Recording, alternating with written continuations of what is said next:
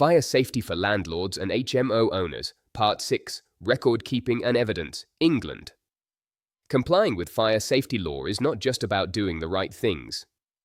It is also about being able to prove you have done them.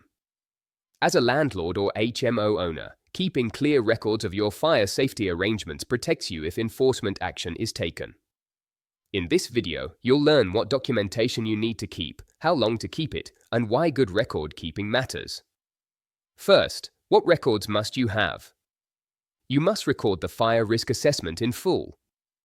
You should also keep supporting records to demonstrate ongoing management and maintenance, fire alarm and detection system certificates, installation records, service records, and test logs, fire door inspection and repair records, including photos of any defects that were identified and rectified, emergency lighting test records, carried out in line with the relevant standard or your competent contractor's schedule, and records of any fire safety briefings or inductions you have provided to staff or tenants. How long should you keep these records? There is no single statutory retention period in the core fire safety legislation.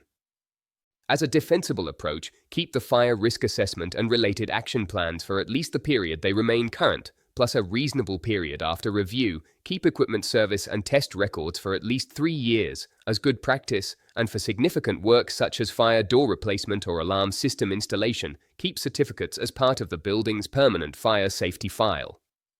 If enforcement action is taken or an incident occurs, you may be asked to provide records going back several years, so don't discard them too soon. Why is record keeping important? First, it demonstrates compliance. If the fire service or local authority inspect your property, they will ask to see your fire risk assessment and records of testing and maintenance. If you cannot produce them, you may be assumed to be non-compliant. Second, it helps you manage fire safety.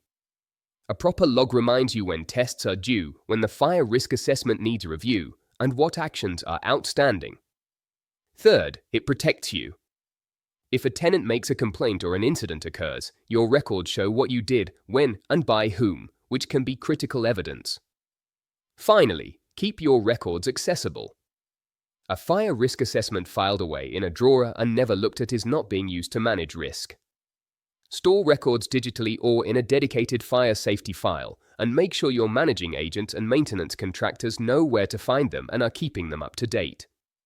In the next video, we will recap with 7 essential fire safety tips for landlords and HMO owners. Subscribe to continue the series.